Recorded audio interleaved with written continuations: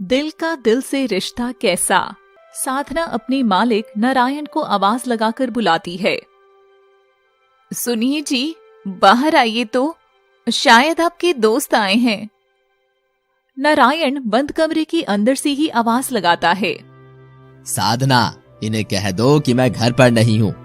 पर मैं तो ओके, ठीक है जी। साधना नारायण के दोस्तों के पास जाती है।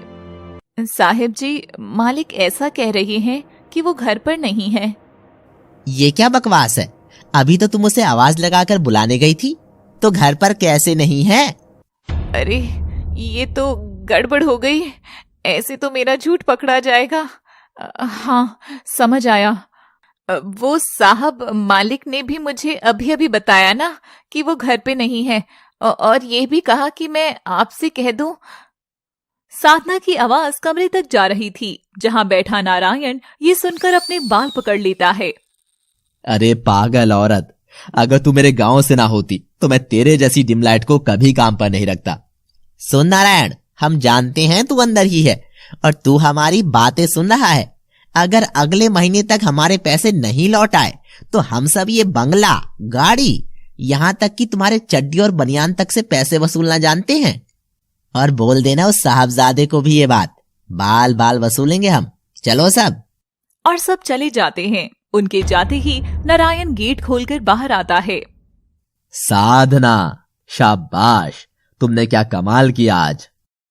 है ना साहब जी, वो मुझे एकदम से आइडिया आ गया और मैंने तपाक से बोल दिया। साधना, मैं क्या करूं तुम्हारा? और नारायण गुस्से से तिलमिलाता हुआ वहां से बाहर चला जाता है। अब मैंने क्या किया? मैं यहाँ लोगों से मुंह छुपाए हूँ और उधर वो न जाने कहाँ याशी कर रहा होगा। आखिर कहाँ है तू समीर? ओह समीर, कम ऑन, मेरे साथ डांस करो ना। श्योर जान, मेरी आज की रात सिर्फ तुम्हारी है। सैम, बेबी इधर आना, मैंने ये स्पेशल ड्रिंक सिर्फ तुम्हारे लिए बनाई है। कमिंग जान। और समीर की तो क्या जबरदस्त पार्टी चल रही थी।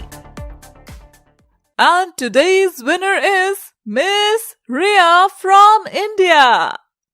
रिया अपना नाम सुनते ही खुशी से झूम उठती है। थैंक्स टू ऑल, आप सबने मुझे इतना बड़ा मौका दिया।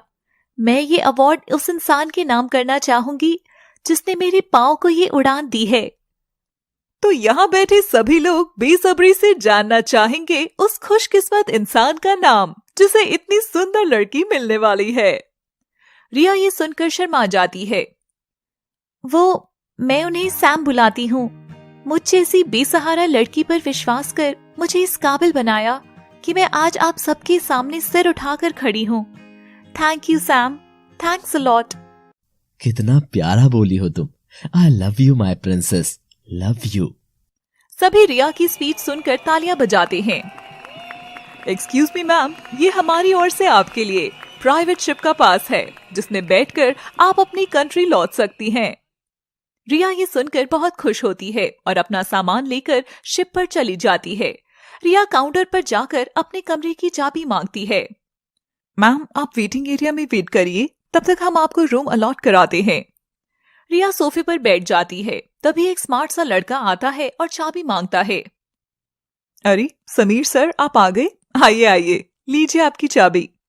और समीर चाबी लेकर चला जाता है। तभी समीर के कमरे में नॉक नॉक होती है और वो दरवाजा खोलता है तो सामने एक बुर्का पहने लड़की रहती है। मैम, ये रही आपके रूम की चाबी। Have a good day ma'am. Riya मजे से कमरे तक जा रही थी कि तभी उसका रूम आ जाता है और वो रुक जाती है। अचानक रिया को फोन बजता है। सैम, मैं कब से तुमसे बात करने की कोशिश कर रही थी, तुम थे कहाँ? तभी कमरे के अंदर बिस्तर पर बैठे समीर के कानों में आवाज जाती है। अरे वाह, ये इतनी हसीन आवाज में मुझे बार बार कौन बुला रहा है? सैम, तुम सुन रहे हो ना? Sam, Sam, Sam. लगता है फोन कट गया।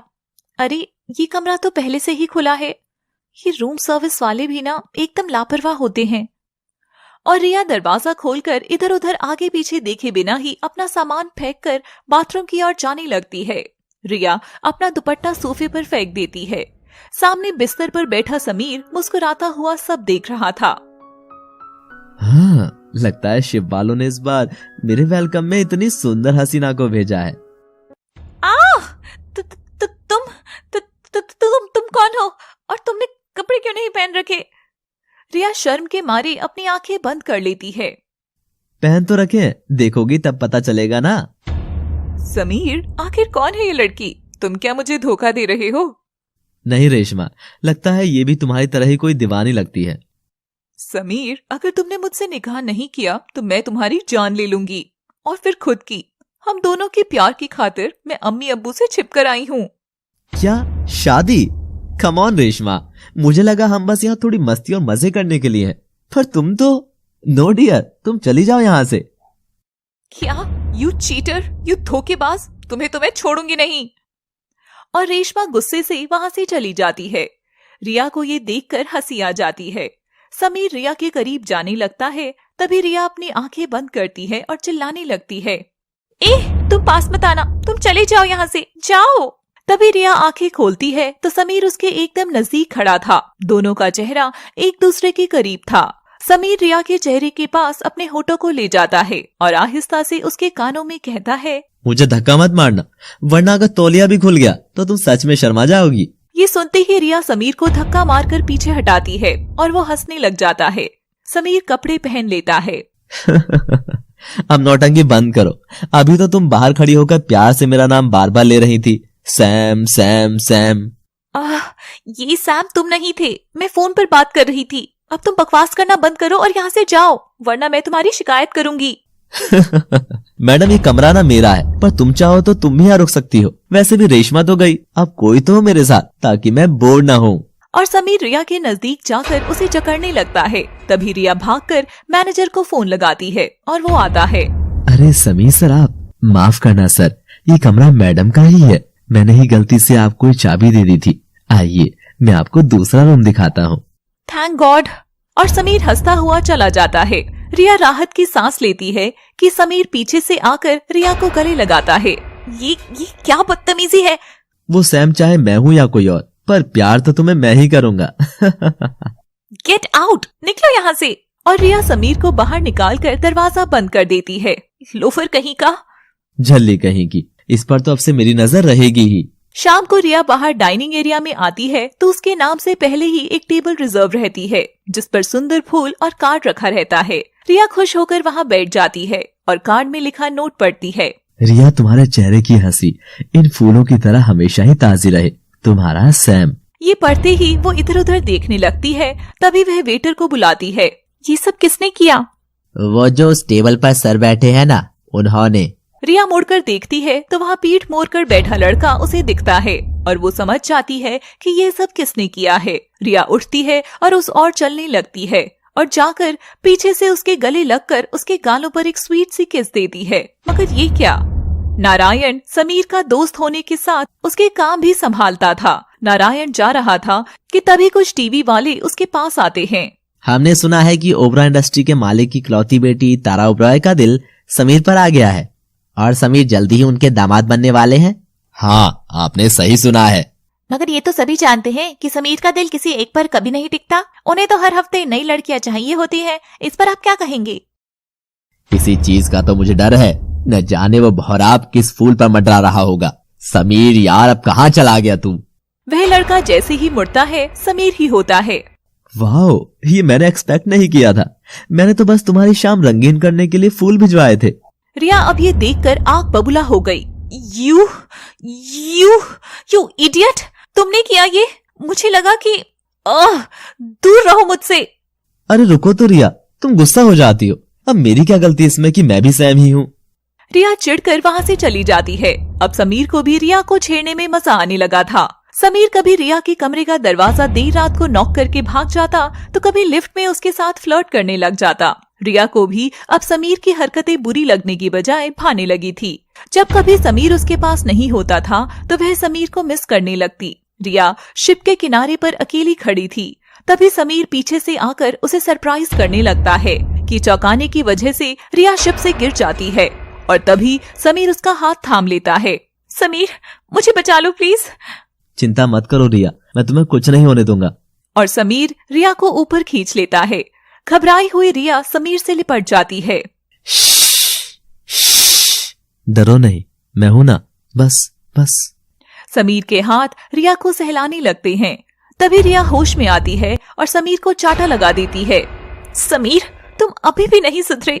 आज तुम्हारी मजाक की वजह से मेरी जान जा सकती थी।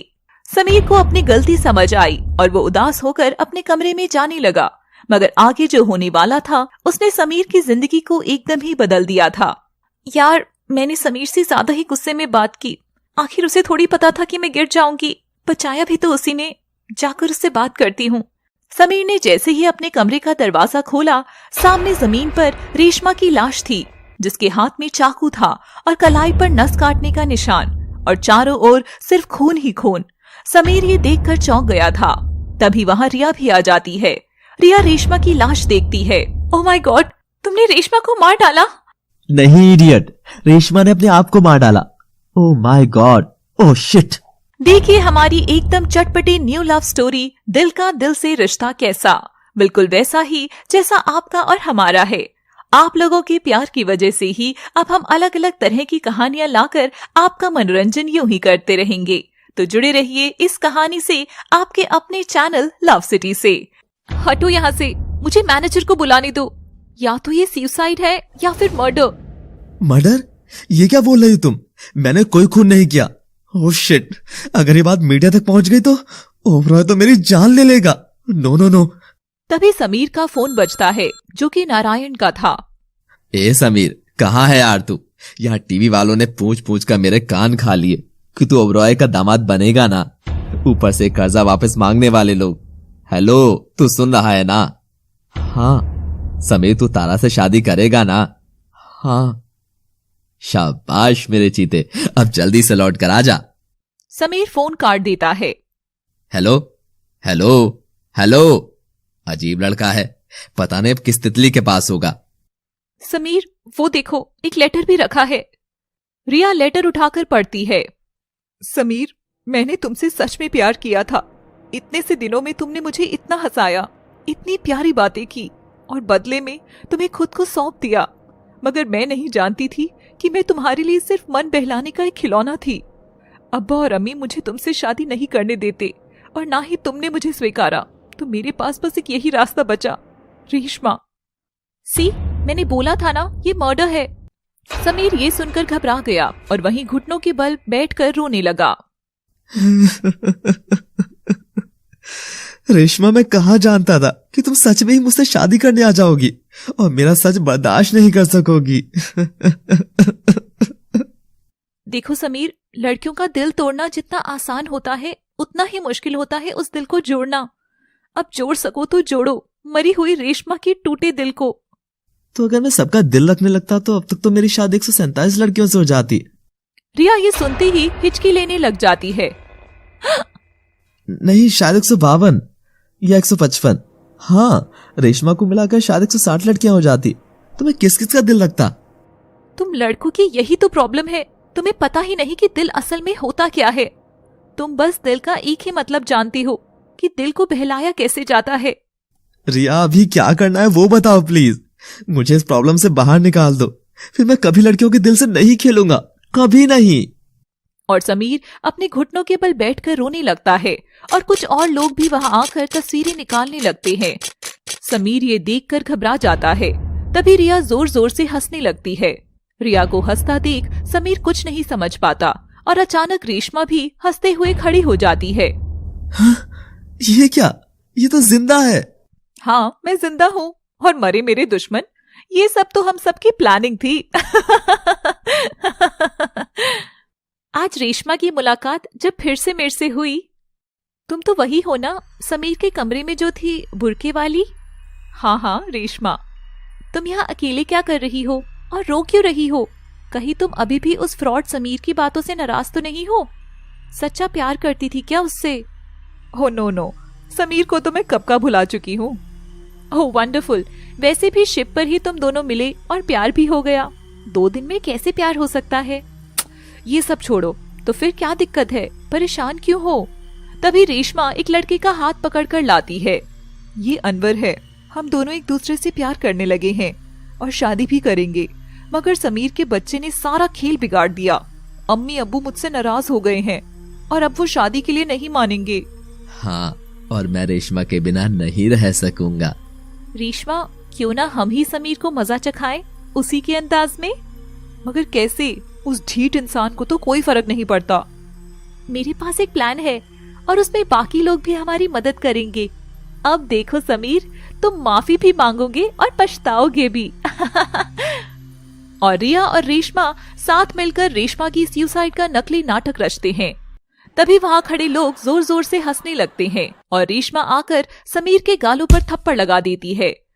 रेशमा के माँ बाप भी यह सब देख रहे थे और वो भी आकर समीर के गालों पर थप्पड़ लगा देते हैं। आउच, आई एम सॉरी ना। और सब वहाँ से चले जाते हैं। दर्द हुआ ना समीर? उन सभी 150-200 लड़कियों को भी ऐसे ही दर्द हुआ था जब उनका दिल टूटा था। समीर, दिल बहलाने की बजाय कभी किसी लड़की से दिल लगाकर देखो, तब जानोगे दिल से दिल का रिश्ता कैसा होता है। और रिया भी वहां से चली जाती है। समीर ये सुनते ही सोच में पड़ गया और जाती हुई रिया को देखने लगा। रिया के शब्द समीर के कानों में गूंज रहे थे। शायद अब मुझे समझ में आ रहा है कि कैसा लगता है दिल लगने पर। और शाम की पार्टी के समय समीर रिया के कमरे की बेल बजाता है। रिया जैसे ही दरवाजा खोलती है तो उसे वहाँ कोई नहीं मिलता, मगर दरवाजे के सामने एक सुंदर ड्रेस रखी होती है और एक नोट भी होता है। आज शाम की पार्टी में सुंदर ड्रेस को पहनकर इसकी खूबसूरती और अधिक बढ़ा देना। मैं तुम्हारा इंतजार करूंगा। रिया ये पढ़कर बहुत खुश होती है। पागल कहीं का। और रिया तैयार होकर उस पार्टी में जाती है, मगर समीर की दी हुई ड्रेस नहीं पहनती। समीर ये देखकर मायूस हो जाता है। वो ड्रेस तुमने? मैं बिना किसी हक के तोहफे नहीं कबूलती मिस्टर समीर। और रिया पार्टी में झूमने लगती है। समीर ये देखकर हंसता है, मगर तभी रिया देखती है कि समीर पास वाली टेबल पर बैठी एक लड़की के बालों को और गालों को सहला रहा था। ये देखकर रिया चिढ़ जाती है। रिया, इधर तो आओ, मुझे तुमसे किसी को मिलाना है। रिया समीर के पास जाती है। रिया से मिलो, ये मेरी ब्यूटीफुल डार्लिंग श्रुति है, और श्रुति ये है इस शिप पर मेरी सबसे प्यारी दोस्त रिया। और समीर रिया का चेहरा थामकर उसके गालों को चूमता है। She is my darling friend Shruti. Sameer का ये टच रिया के मन को छू गया था। वो बस समीर को निहारती रह गई। हाँ, कहाँ खो गई? तो कैसी लगी तुम्हें श्रुति? तुम कभी नहीं सुधर सकती। मुझे लगा तुम पर कोई तो असर हुआ होगा। असर हुआ है ना, मैं श्रुति से प्यार करने लगा हूँ। और हम शादी भी करेंगे, है ना समीर? करेंगे ना? हाँ, अच्छा, तुमसे करेगा या तारा और ब्रॉय से?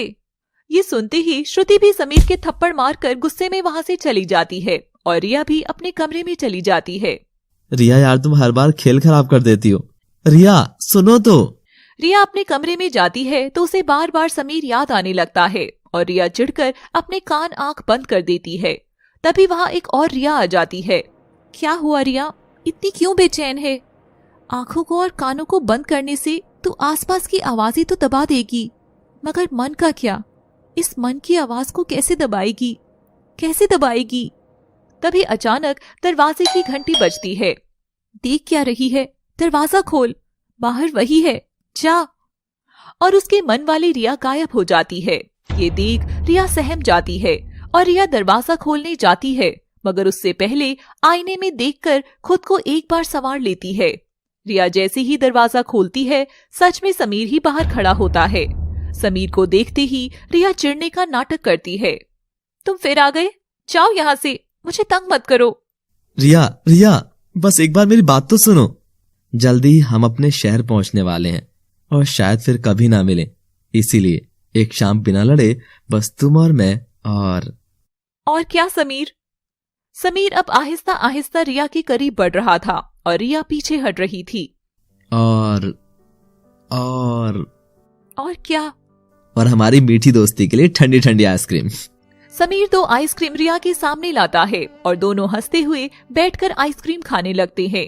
तभी समीर के नाक पर आइसक्रीम लग जाती है। ये देख रिया को हंसी आती है और वो उसके एकदम करीब जाकर जैसे ही आइसक्रीम साफ करती है कि तभी समीर उसे अपने और पास खींच लेता है और जैसे ही दोनों किस करने वाले होते हैं, रिया को टेबल पर रखी सैम और उसकी तस्वीर दिख जाती है और वो समीर को पीछे की ओर धकेलती है। नहीं नहीं। रिलैक्स रिया, ये कोई बड़ी बात नहीं है। मुझ जैसे हैंडसम लड़के पर किसी का भी दिल फिसल सकता है। हटो। वह जाकर सैम की तस्वीर उठाता है। तो ये है वो सैम, तुम्हारे वाले सैम? हाँ, अगले महीने हमारी शादी है। ये सुनते ही वो सुन हो जाता है। ओह, कांग्रेट्स। और तुम कब कर रही हो शादी? जिस दिन तुम करोगे उसी दिन। और ऐसा हुआ तो फिर मैं कैसे आऊंगी? तुम आओगे रिया, जरूर आओगी। तुम में शादी नहीं होगी, तुम्हें आना ही होगा। अब रिया की धड़कनें तेज होने लगी थी और समीर उस फोटो को उल्टा रखकर बिना कुछ बोले ही वहां से चला जाता है। ये क्या हो रहा है आखिर मुझे? तुम मुझे बदल रही हो रिया, बदल रही हो। अगली सुबह समीर और रिया फिर मिलते हैं। तो कल हम अपने अपने शहर लौटने वाले हैं, तो आज का क्या प्लान है?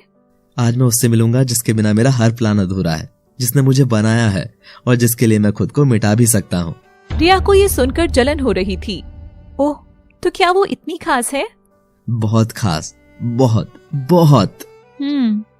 तभी समीर पास में गुजर रही उसकी दोस्त स्वीटी का हाथ पकड़कर अपनी ओर खींचता है और उसके दोनों हाथों को थामकर जैसे जैसे समीर रिया को बता रहा था वैसे स्वीटी को प्यार करता जा रहा था। देखना रिया। ओह, पर तुम कैसे देखोगी? जैसे ही मैं मिलूंगा उससे तो सबसे पहले वो मेरा हाथ चूमेगी, फिर सिर चूमेगी, फिर दोनों आंखें और फिर। बस बस, ये सब बातें भी कोई बताने की होती है, मुझे नहीं सुनना।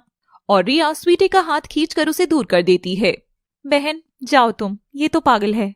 रिया समीर के सामने आ जाती है। क्या मैं भी तुम्हारे साथ चल सकती हूँ तुम्हारी उस जान से मिलने?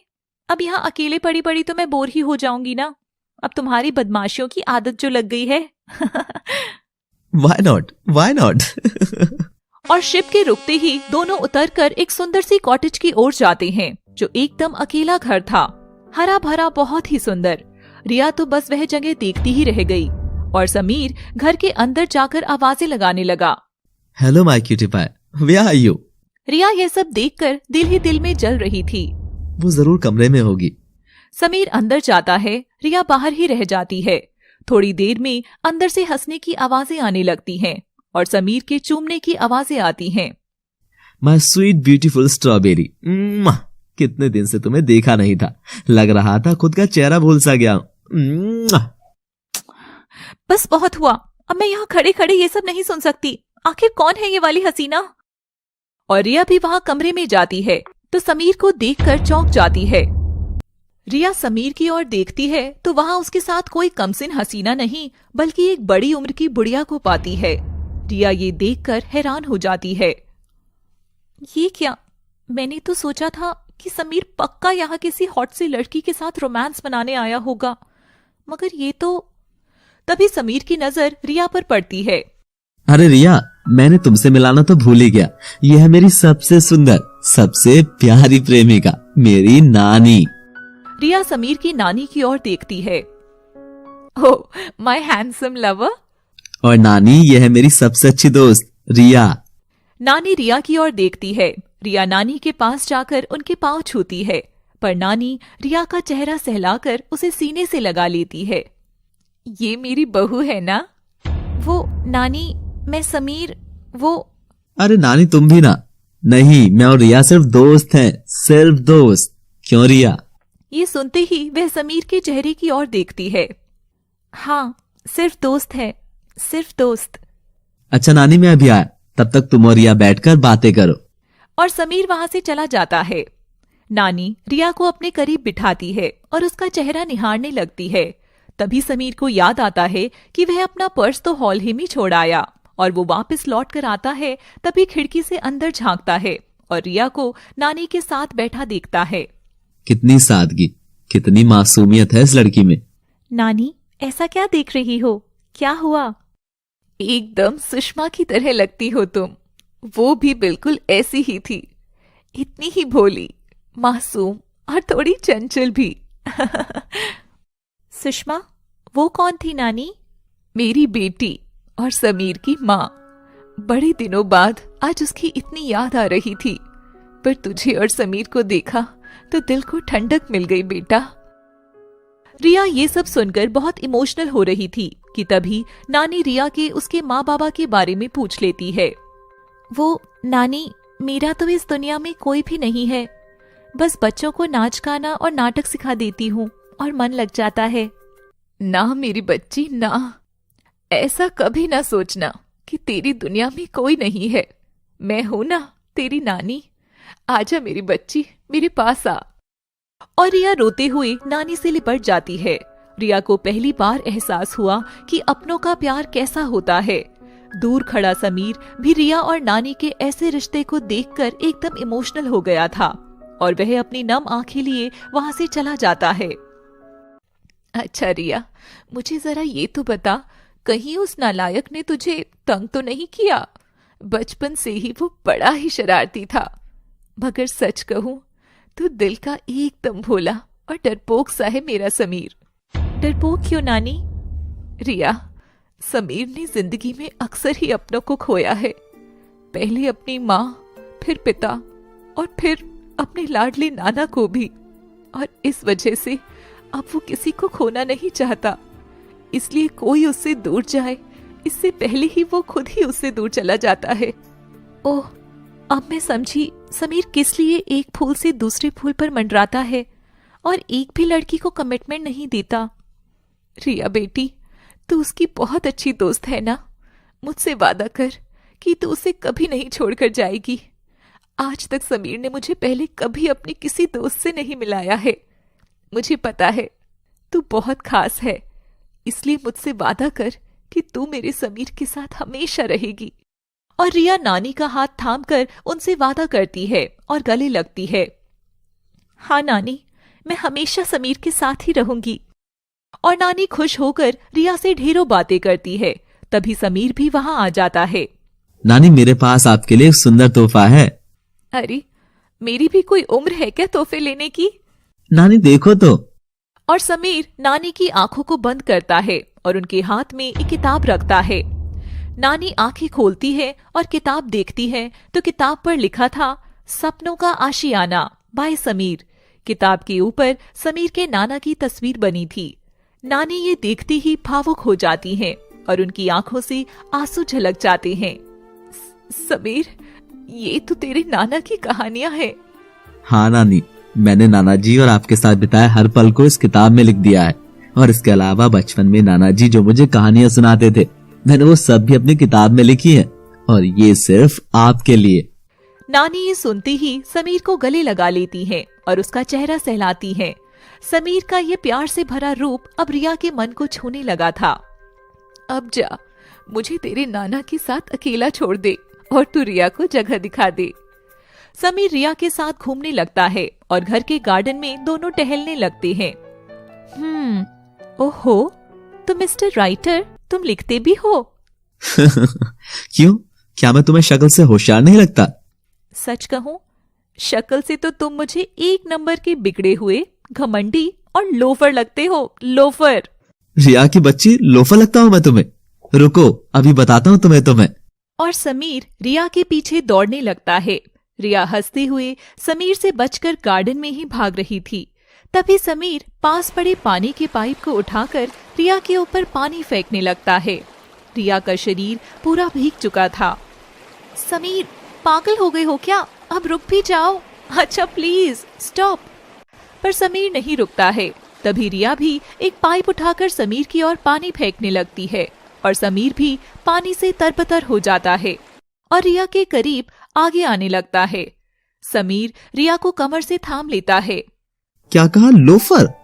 झल्ली कहीं की। समीर, अच्छा बाबा सॉरी, तो पहले लोफर थे, अब तो अब क्या? बताओ रिया। सच बताऊं, अब तुम्हें जैसे जैसे जान रही हूँ ऐसे लग रहा है जैसे एक सख्त लड़के के दिल के भीतर एक मासूम डरपोक बच्चा कहीं छिप कर बैठा है और वो अपना दिल लगाने से डरता है। रिया की ऐसी बातों ने समीर को हिला दिया था। वह अचानक दूर हुआ और अंदर जाने लगा। नानी ये सब देख रही थी। समीर जैसे ही नानी के बगल में से गुजरता है, माय लिटिल लवर, मैं वो देख रही हूँ जो तू भी देखना नहीं चाह रहा। नानी, ये आप क्या कह रही हो? बेटा, मेरी आंखें जरूर बूढ़ी हो गई हैं, मगर अभी भी मैं तेरा मन पढ़ना अच्छे से जानती हूँ और मुझे पता है कि इसके अंदर क्या है। मगर इस बार तू खुद पता लगा समीर। अब जाकर कपड़े बदल ले, सर्दी लग जाएगी। और नानी ये कहकर वहां से चली जाती हैं। रिया भी भीगी हुई कमरे में खड़ी थी। तभी नानी उसके पास एक लाल साड़ी लेकर जाती है। रिया बेटा, ले, ये पहन ले, वरना तू बीमार पड़ जाएगी। पर नानी, मैं कैसे ये साड़ी? अरे समीर की माँ की है, पहन ले। और रिया समीर की माँ की साड़ी पहनकर जैसे ही बाहर आती है, नानी और समीर दोनों रिया को देखते रह जाते हैं। समीर और नानी को रिया के अंदर सुषमा नजर आने लगती है। समीर आंख मसलता है। तभी रिया उसके पास आकर हाथ हिलाती है और तीनों बातें करने लगते हैं। तभी रिया को याद आता है कि उनके शिप के जाने का समय अब आ गया है और समीर जाने की तैयारी करता है। तभी रिया साड़ी बदलकर नानी को वापस करने लगती है। थैंक यू सो मच नानी, इतने प्यार के लिए। मैंने आज से पहले कभी किसी माँ का हाथ अपने सिर पर महसूस नहीं किया था और आप तो माँ की भी माँ हो, नानी माँ। बेटी, ये साड़ी तू ही रख। आज तुझे इस साड़ी में देखकर लगा जैसे मेरी सुषमा मेरे सामने खड़ी हो। मैं चाहती हूँ तू अपनी शादी में यही साड़ी पहने। रिया ये सुनकर समीर की ओर देखती है और समीर उसे साड़ी लेने का इशारा करता है। रिया, रखो इसे मेरी बच्ची, क्या पता मैं फिर तुम्हें कुछ देने के लिए जिंदा भी बचूं या नहीं। ये सुनते ही समीर और रिया दोनों रोते हुए नानी से लिपट जाते हैं और नानी उन्हें प्यार से वापस भेज देती है। समीर और रिया शिप पर लौटते हैं और रिया अचानक समीर के गले लग जाती है। मैं कुछ समझा नहीं। समीर, आज तुमने मुझे इतना प्यार दिलाया है ना कि मैं तुम्हारी कर्जदार हो गई हूँ। कल हम शहर पहुंचने के बाद अलग अलग हो जाएंगे, मगर इस कर्ज को मैं अपनी दोस्ती में सजाकर हमेशा अपने पास रखूंगी। क्या हुआ रिया? अपनी शादी में तुम यही साड़ी पहनना रिया। रिया मुस्कुराती है। समीर, मांगो, इस कर्ज के बदले में तुम्हें जो मांगना है मांगो। रिया, क्या तुम खुद को मुझे दे सकती हो? ये सुनते ही रिया फिर से समीर के चाटा मार देती है। समीर, तुम कभी नहीं सुधर सकते, कभी नहीं। रिया रोती हुई कमरे में चली जाती है, पर समीर वहीं खड़ा बस रिया की यादों को याद करता है। समीर के कानों में बार बार रिया के शब्द गूंज रहे थे। रिया कमरे में जाकर रोते हुए सैम की तस्वीर देखती है। नहीं रिया, नहीं, ये क्या कर रही है तू? गलत इंसान से दिल लगाने की गलती मत कर। समीर बस हवा का झोंका है जो कुछ पल अच्छा लगने के बाद गायब हो जाएगा। सैम ही तेरा भविष्य है। रिया बेचैन हो रही थी कि तभी पीछे से समीर वहां आ जाता है और रिया उसे देखते ही उसे धक्के मारने लगती है और फिर उससे लिपट जाती है। समीर, क्यों हो रहा है ये सब? क्यों कर रहे हो तुम ख्याल में भी मुझे तंग करने आ गए ना। मगर देखो, अब मुझे तुम्हारी शैतानियों पर गुस्सा नहीं, प्यार आता है। आखिर क्यों? समीर तभी रिया का चेहरा ऊपर करता है। बस शांत हो जाओ। समीर, ये क्या तुम सच में हो? हाँ रिया, मैं हूं और मैं हमेशा तुम्हारे पास रहना चाहता हूँ। इस सच से मुंह मत फेरो रिया, तुम्हारे दिल से मेरे दिल का रिश्ता अब जुड़ चुका है। रिया तभी समीर पर चिल्लाती है। नहीं, ये गलत है, एकदम गलत है। मुझे सिर्फ सैम से प्यार है और शादी भी मैं उसी से करूंगी, क्योंकि मुझ पर उसके इतने एहसान है और वो एक बहुत अच्छा लड़का भी है। ठीक है रिया, तुम्हारा यही फैसला है तो मैं कल तुम्हारी दुनिया से दूर जाने से पहले बाहर तुम्हारा इंतजार करूंगा, और अगर तुम मेरी दी हुई ड्रेस पहन कर आओगी तो मैं जान जाऊंगा कि तुम्हारे दिल में भी मेरे लिए बहुत प्यार है। हाँ, जाओ, करो इंतजार, मैं नहीं आने वाली हूँ। सुना ना तुमने? मर भी जाऊंगी तो भी नहीं। तुम्हारा और मेरा कोई भी रिश्ता नहीं है, कैसा भी नहीं। चले जाओ मुझसे दूर, प्लीज चले जाओ। समीर वहां से चला जाता है। रिया पूरी रात बैठकर समीर के बारे में सोच रही थी। उधर बेचैन समीर रिया को उसकी दी हुई ड्रेस में देखना चाहता था और अगला दिन आ गया। समीर बाहर खड़ा था। लोग आ रहे थे, भीड़ थी, मगर कहीं भी रिया का चेहरा नजर नहीं आ रहा था। ये देख समीर की आंखों से लगातार आंसू बह रहे थे। जैसे जैसे समीर की आंखें भीड़ में से रिया का चेहरा ढूंढने की कोशिश कर रही थी, वैसे वैसे लोग कम होते जा रहे थे और रिया के आने की उम्मीद भी टूट रही थी। समीर नम आंखों से बस इंतजार करता रहा और रिया नहीं आई। जिंदगी में पहली बार समीर से किसी लड़की ने मुंह फेरा था। उसका दिल टूटकर बिखरने ही वाला था कि तभी एक छोटी सी बच्ची पीछे से आकर समीर के कपड़े खींचकर उसे बुलाती है। समीर पलटता है तो बच्ची सामने की ओर इशारा करती है और सामने से रिया समीर की दी हुई सुंदर सी ड्रेस पहनकर समीर की ओर दौड़ती हुई आ रही थी। बेटा, ये तो किसी फिल्म का सीन लग रहा है। ऐसा लग रहा है जैसे साक्षात परी मेरे सामने चलकर आ रही हो। रिया समीर के पास आती है। उसकी आंखों में आंसू थे और वो समीर से लिपट जाती है। आखिर तुमने अपनी मनमानी करवा ही ली ना। तुम्हारी बातों ने मुझे रात भर सोने नहीं दिया। जब तुम गए तो ऐसा लगा जैसे मैं हमेशा के लिए अकेली हो गई हूँ। I hate you Sameer, I hate you. Sameer Riya का चेहरा चूमता है। रिया, कल जब तुमने मेरा प्यार अपनाने से मना कर दिया था और आज इतना इंतजार करने पर भी तुम मुझे नजर नहीं आई, तो मैं भी एकदम बेचैन हो गया था। जब मैं इतनी सी देर के लिए तुम्हारे चेहरे को देखे बिना नहीं रह पाया, तो पूरी उम्र कैसे इस चेहरे से दूर रह सकूंगा। I hate you too Riya, hate you a lot. मेरा लोफर, मेरी झल्ली। समीर और रिया एक दूसरे के आंसू पोंछते हैं और दोनों एक दूसरे से काफी देर तक गले लगते हैं। अरे कितना अजीब प्रपोजल है। दोनों एक दूसरे को लव यू नहीं हेट यू बोल रहे हैं। अरे पागल अंकल, हेट यू नहीं लव यू होता है। अच्छा जी। Okay, I love you my झल्ली। And I love you my mad loafer. मगर रिया, सैम का क्या होगा? और तारा का? रिया, अगर हम दोनों का एक होना लिखा है तो हमें इस चीज को बार बार नहीं सोचना चाहिए कि हम मिलेंगे कैसे। अरे जिस कहानी में ड्रामा ही नहीं, वो कहानी कैसी। और जिस रिश्ते में दो दिल ना लगे हो, तो वो दिल से दिल का रिश्ता ही कैसा।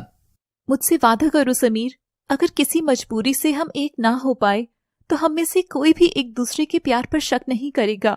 वादा रहा रिया, मगर हम जरूर मिलेंगे। दोनों के पास सवाल और उलझने तो कई थी, मगर रास्ता केवल प्यार का था और दोनों शहर पहुंचते हैं। वहां एयरपोर्ट पर सैम और तारा दोनों अपने अपने पार्टनर्स को लेने आते हैं। तारा अमीर बाप की पहुंची हुई लड़की थी, जिसे जो चीज पसंद आ जाए तो वो उसकी हो जाती थी। शहर के हर एक आशिक का दिल तारा पर आया हुआ था, मगर तारा का दिल समीर पर आ गया था। तारा समीर के पास जाकर उसे गले लगाती है। ये देख रिया को तकलीफ हो रही थी।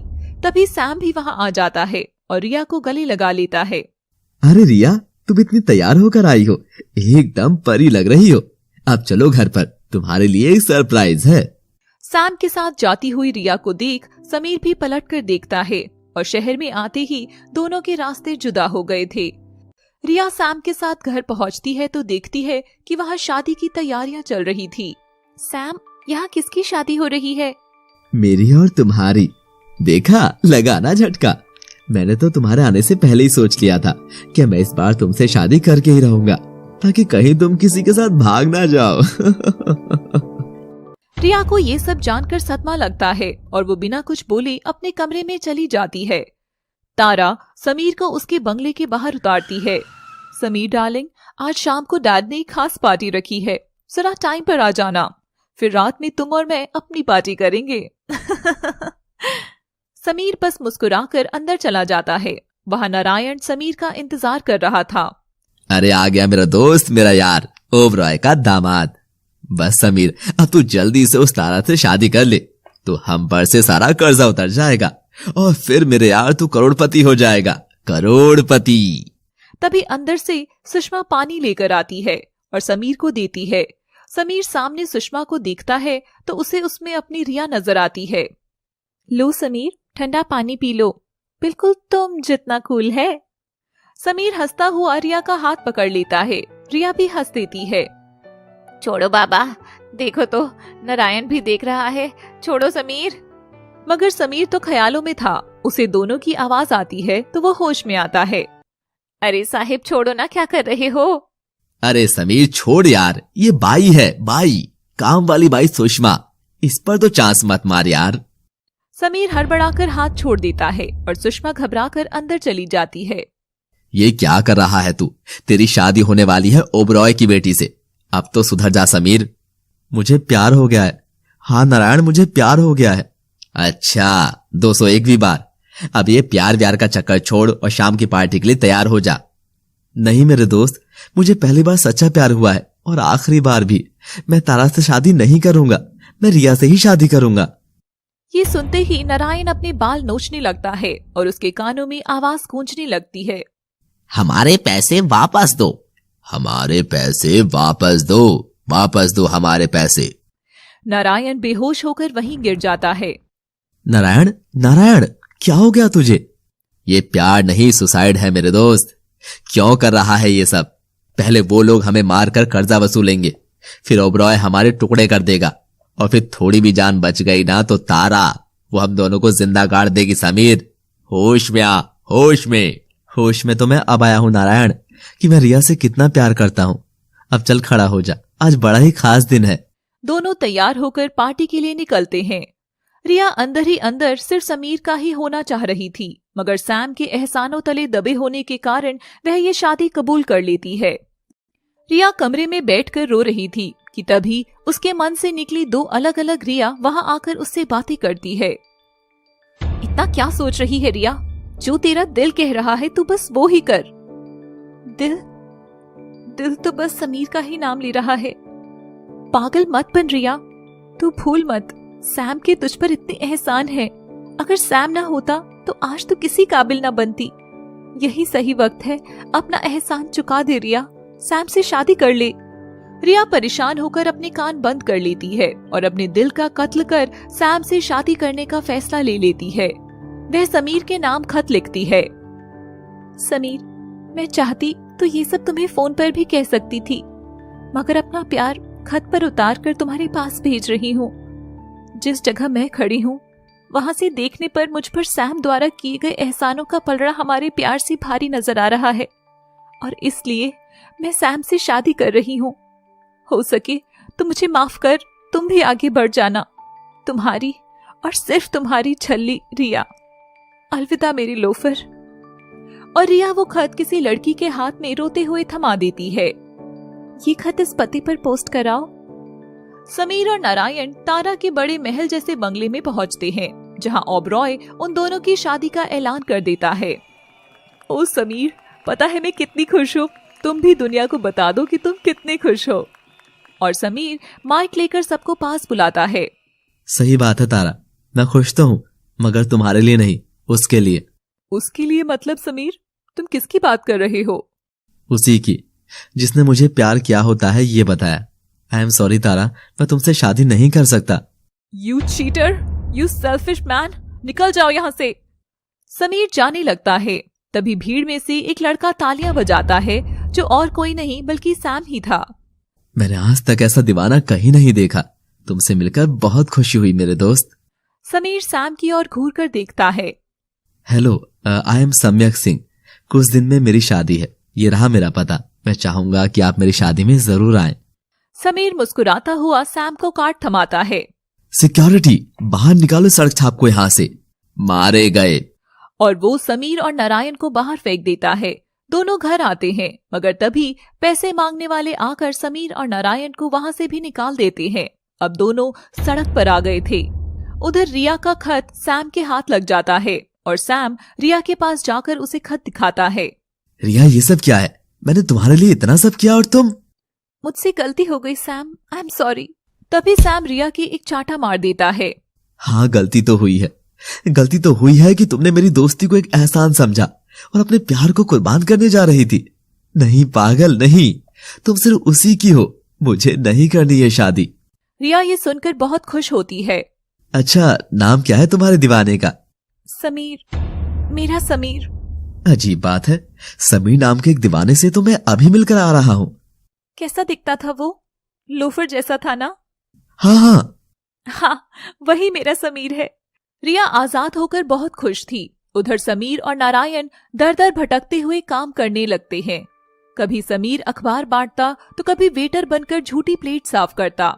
लंबे समय तक मेहनत करने के बाद समीर ने अपने हुनर से खुद की नॉवेल लिखनी शुरू कर दी, जो बहुत बिकी और समीर एक कामयाब राइटर बन गया।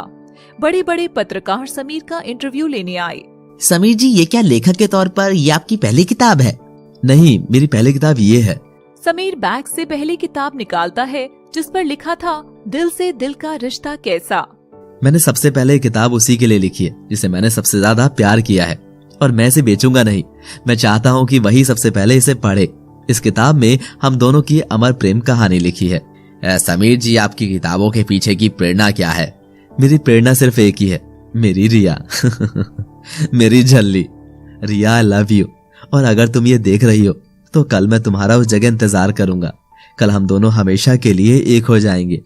रिया टीवी पर समीर को देख रही थी। आई लव यू टू मेरी लोफर। सैम रिया को जाने के लिए कहता है। रिया को तभी नानी की दी हुई लाल साड़ी याद आती है और अगले दिन रिया वही साड़ी पहनकर समीर से मिलने गाड़ी में बैठकर निकल जाती है। उधर समीर भी हाथ में फूल लिए उसका इंतजार कर रहा था। समीर! कुछ देर पहले रिया समीर से मिलने के लिए दीवानों की तरह बेचैन थी। शायद मेरे समीर ने मेरी फेवरेट शर्ट ही पहनी होगी। मैं जैसे ही उससे मिलूंगी, इस बार मैं घुटनों पर झुक के उसे प्रपोज करूंगी। भैया थोड़ी गाड़ी तेज चलाना, वो मेरा इंतजार कर रहा होगा। और रिया के कहने पर ड्राइवर जल्दी जल्दी गाड़ी दौड़ाने लगता है और तभी सामने से एक और गाड़ी आ जाती है और रिया की कार का एक्सीडेंट हो जाता है। जैसे ही रिया का एक्सीडेंट होता है, उधर रिया का इंतजार कर रहे समीर के हाथ से फूल भी जमीन पर गिर जाते हैं। आसपास के लोग रिया को गाड़ी से बाहर निकलते देखते हैं।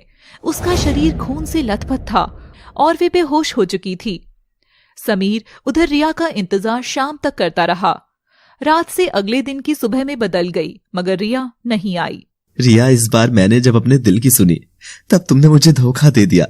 तुम क्यों नहीं आई रिया? तुम क्यों नहीं आई? और समीर हताश होकर वो फूल वहीं गिराकर वहां से चला जाता है। उसने खुद को एक कमरे के अंदर कैद कर लिया था। दिन बीतते गए, रिया का कहीं कोई अता पता नहीं था। समीर रिया की याद में पागल होने लगा था। समीर यार, तू ऐसे कब तक खुद को दुनिया से दूर करेगा? उठ समीर, देख बाहर निकलकर, दुनिया आज भी उतनी ही सुंदर है। रिया की वजह से तो खुद की लाइफ क्यों खराब कर रहा है? रिया, कहाँ हो तुम रिया? समीर की पुकार सुनकर काफी दिनों से हॉस्पिटल में बेहोश पड़ी रिया को अचानक होश आता है और उठते ही उसे समीर का ख्याल आता है। रिया घबराती हुई उठी और उठकर बाहर की ओर जैसे ही जाने लगी, तुरंत ही गिर पड़ी। पास खड़े सैम ने रिया को सहारा देकर उठाया। रिया बस समीर का नाम लेकर रोई जा रही थी। सैम, मेरा समीर, वो वहां इंतजार कर रहा होगा। सैम, मुझे शाम होने से पहले वहां पहुंचना है, मगर सामने इतना अंधेरा क्यों है? मुझे कुछ नजर क्यों नहीं आ रहा? रिया, मेरी बात सुनो। चुप हो जाओ, बात तो सुनो मेरी। नहीं सैम, नहीं, मेरे पास समय नहीं है। मुझे समीर के पास जाना है, मुझे वहां ले चलो प्लीज। रिया, होश में आओ। समीर नहीं होगा वहां पर। तुम पिछले 12 दिन से बेहोश पड़ी हो। तुम्हारा एक्सीडेंट हुआ था जिसमें तुमने। सैम चुप हो जाता है, मगर रिया कहाँ जानती थी कि असल में चुप सैम नहीं, बल्कि रिया और समीर का प्यार हो चुका था। उस एक्सीडेंट में रिया, तुमने तुम्हारी दोनों आंखें खो दी हैं। नहीं सैम, नहीं नहीं। रिया फूट फूट कर रोने लगती है। सैम, ये सब क्या हो गया? अब मैं समीर के लायक नहीं रही हूं। ऐसा कुछ नहीं है रिया। समीर तुमसे सच्चा प्यार करता है। मैं खुद उसके पास जाऊंगा और उसे यहाँ लेकर आऊंगा। नहीं सैम, तुम्हें मेरी कसम, मैं नहीं चाहती कि मैं उम्र भर के लिए उसके ऊपर बोझ बनूं। वक्त बीतने लगा। रिया की सुंदर आंखें अब काले चश्मे के पीछे कैद रहने लगी। एक दिन रिया कुछ बच्चों को बैठकर म्यूजिक सिखा रही थी।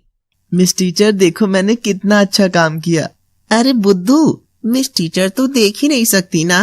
क्यों मिस टीचर, आखिर देख क्यों नहीं पाती?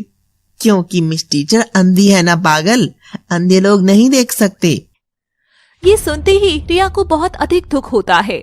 तभी वहां सैम आता है और बच्चों से कहता है, नहीं, ऐसा नहीं है, टीचर सब देख सकती है, इन आंखों से नहीं तो मन की आंखों से। और सैम रिया को संभालता है। एक रोज सैम और रिया कहीं बाहर जा रहे थे, तभी समीर भी उस जगह उन दोनों को साथ देखता है। रिया का सहारा बनते हुए सैम ने उसका हाथ थामा हुआ था, मगर समीर इस चीज को गलत समझ बैठता है। वे रिया के पास आता है। ओह मिस्टर सम्यक, हम ओबरॉय की पार्टी में मिले थे, याद है? आपने अपना कार्ड भी मुझे दिया था। तो ये है आपकी वाइफ। कांग्रेट्स आप दोनों को। रिया समीर की आवाज सुनते ही घबरा जाती है। ये तो समीर है। इसका मतलब समीर को लगता है कि मैंने उसे धोखा देकर सैम से शादी कर ली है। रिया मुस्कुराती है और समीर को थैंक्स कहती है। थैंक्स। तभी सैम जैसे ही कुछ बोलने लगता है, रिया उसका हाथ पकड़कर ले जाने लगती है। ओह सॉरी, आप जो भी हैं, आपसे हम बाद में बात करते हैं, अभी हमें जल्दी निकलना है। और रिया सैम के साथ चली जाती है और समीर रुआसा सा होकर बस रिया को देखता रह जाता है। आज रिया ने मुझे पहचानने से भी इनकार कर दिया। रिया, आखिर तुमने मुझे समीर से सब सच कहने क्यों नहीं दिया? सैम, मैं समीर पर पूरी जिंदगी एक बोझ बनकर नहीं रहना चाहती। मेरी वजह से समीर आज इतना बड़ा लेखक बन गया है और मैं जानती हूँ ये दर्द उसे और अधिक ऊंचाइयों पर पहुंचाएगा। देखना सैम, समीर एक दिन सबसे बड़ा नॉवेल राइटर बनेगा। ये कहते हुए रिया रोने लग जाती है और सैम उसे गले से लगा लेता है। दूर खड़ा समीर फिर से उन्हें साथ देख लेता है। इस बार समीर से रहा नहीं जाता। समीर रिया के पास जाता है, मगर रिया तो अंधी थी। वह जानती भी नहीं थी कि समीर किस ओर खड़ा है। वह अपनी पीठ समीर की ओर कर कर खड़ी थी। रिया, आखिर मैंने क्या ज्यादा मांगा था जो तुमने मुझे ठुकरा दिया? समीर, तुम्हें याद है ना, हमने एक दूसरे से वादा किया था कि अगर हम दोनों में से कोई भी एक उस समय नहीं आ पाया तो हम कोई भी सवाल नहीं करेंगे। भगवान के लिए अब मेरी जिंदगी से चले जाओ प्लीज। ठीक है रिया, चला जाऊंगा, बहुत दूर चला जाऊंगा, कभी लौट कर नहीं आऊंगा, मगर कम से कम एक दोस्त की तरह तो मुझे अलविदा कह देती। यूं मुंह फेर कर तो अपना चेहरा भी नहीं दिखा रही तुम। अब देखने और दिखाने को कुछ भी नहीं बचा है मेरे जीवन में। Goodbye Sameer, goodbye. Sameer जाने लगता है कि तभी रिया उसे आवाज लगाती है। समीर रिया की आवाज सुनकर एक बार के लिए बहुत खुश होता है। रुको समीर, मेरे पास तुम्हारे लिए कुछ है। और सैम रिया के हाथ में एक बैग देता है। रिया समीर को वो बैग देते हुए कहती है, समीर, ये नानी माँ की दी हुई साड़ी है। अब जो भी तुम्हारी हमसफर होगी तुम उसे दे देना, इस पर मेरा हक नहीं है। समीर वो बैग लेकर वहां से चला जाता है। रिया भी चली जाती है। रिया, आज तुमने नानी का प्यार लौटाकर साबित कर दिया कि हम दोनों के दिल का रिश्ता अब हमेशा हमेशा के लिए खत्म हो चुका है। समीर अब रिया के गम में एकदम डूब चुका था। नारायण ये देख बहुत परेशान था। समीर यार, ऐसे कब तक काम चलेगा? हम ऑलरेडी अगली 2 किताब के लिए पैसे ले चुके हैं। अगर तूने नई कहानी नहीं लिखनी शुरू की तो लोग अपना पैसा वापस मांगेंगे। दे दे उनको पैसा वापस और मेरी टिकट बनवा दे यार, मैं अब इस शहर में और नहीं रह सकता। पागल मत बन समीर, तू ये क्या कर रहा है? कामयाबी तेरे कदम चूम रही है और तू उसको ठोकर मार रहा है। नहीं दोस्त, ये कामयाबी मैंने सिर्फ रिया के लिए ही मांगी थी। अब मेरी मंजिल मुझसे जुदा हो चुकी है, तो इस रास्ते पर अब सिर्फ कांटे ही हैं और मुझे अब उस पर नहीं चलना है। मैं थक गया हूं नारायण, मैं एकदम थक गया हूं। समीर रोता हुआ नारायण के गले लगता है। तभी समीर के पास उसकी नानी का फोन आता है और समीर खुश होने का नाटक कर नानी से बातें करता है। सब ठीक है नानी, बस मैं जल्दी ही आपके पास आ रहा हूं। अगले दिन समीर के पास बुक स्टोर के मालिक का फोन आता है। सर, आपकी जो खास किताब है दिल से दिल का रिश्ता कैसा, वो कोई लड़की खरीदने आई हुई है। मैंने आपसे कहा है ना, वो किताब बिकाऊ नहीं है। वो खास किताब किसी को नहीं मिलेगी, किसी को भी नहीं। पता है सर, मैंने उस लड़की को भी यही कहा था, बल्कि बाकी काफी किताबें दिखाई, मगर पता नहीं वो जिद किए हुए है कि उसे वही किताब चाहिए। पता नहीं अजीब बातें कर रही है कि ये किताब नहीं, एक सफर है जिसकी मंजिल में 2 अजनबी लोगों की राहें मिलकर एक हो जाती हैं। 1 मिनट, क्या नाम बताया लड़की का? सर, नाम तो नहीं पूछा, मगर कोई अंधी लड़की है। मैं एक काम करता हूँ सर, अंधी है तो झूठ बोलकर दूसरी किताब दे देता हूँ, वो तो पढ़ भी नहीं सकती है। नहीं, तुम वो खास किताब उस लड़की को दे दो। वैसे भी जिसके लिए लिखी थी उसे तो कभी इसकी कदर हुई ही नहीं। आखिर कोई तो है जो समझा इसे। और सुनो, उससे पैसे नहीं लेना। आदमी वो किताब दे देता है। अचानक रिया के पास एक अनजान फोन आता है और वो उठाती है। फोन पर समीर की नानी थी। रिया नानी की आवाज सुनकर इमोशनल हो जाती है। रिया, समीर से पता चला कि तुमने शादी कर ली। सच कहूं बेटा, मैं हमेशा से चाहती थी कि तू मेरे घर में बहू बनकर आए, मगर तू जिस किसी के जीवन में गई है उसकी शोभा हमेशा बढ़ाती रहे। सौभाग्यवती भव। रिया बिना कुछ कहे ही फोन काट देती है और रोती है। रिया घर में अकेले बैठी हुई थी कि तभी उसे एहसास होता है कि समीर उसके आसपास ही है। ये खुशबू, ये तो मेरी समीर की ही है। दरवाजे पर खटखट होती है। मिसेस सिंह, क्या मैं अंदर आ सकता हूँ? ओ समीर, तुम आओ आओ बैठो। समीर रिया के बगल में बैठ जाता है। वो मैं हमेशा के लिए तुमसे और तुम्हारी यादों से दूर जा रहा हूँ रिया। शायद आज के बाद कभी तुम्हारा चेहरा फिर देखने को ना मिले। समीर, तुम मुझे भूल क्यों नहीं जाते? अपनी जिंदगी में आगे बढ़ो। आगे तो मैं कब का बढ़ चुका हूँ रिया। मुझे तो तुम्हारी फिक्र थी कि उस दिन जब मैं वहां तुमसे मिलने नहीं पहुंच सका तो तुम्हें कितना दुख हुआ होगा। तुम तो पागल हो गई होगी। तो क्या समीर भी उस दिन वहां नहीं गया था? उस दिन शायद तुम्हें मुझ पर गुस्सा भी आया होगा रिया। बोलो ना, आया था ना? हाँ, वो गुस्सा तो आया था। मेरा सिर फोड़ने का भी मन किया होगा। आखिर इतना जो प्यार करती थी तुम मुझसे, है ना? करती तो थी ना रिया? बस करो समीर, जो हुआ सो हुआ। अब तुम इतने बड़े राइटर बन गए हो और लोग तुम्हें नाम से जानने लगे हैं, तो तुम अपने हाथ से अपनी जिंदगी क्यों खराब कर रहे हो? सही कहा रिया तुमने, मैं बहुत बड़ा राइटर बन गया हूँ। वैसे नानी ने तुम्हें कुछ देने के लिए कहा है। समीर वही लाल साड़ी उसके सामने रख देता है। ये साड़ी नानी की ओर से। रंग बहुत सुंदर है। नानी को हमेशा गुलाबी रंग पसंद था ना? रिया, गुलाबी नहीं, लाल रंग है।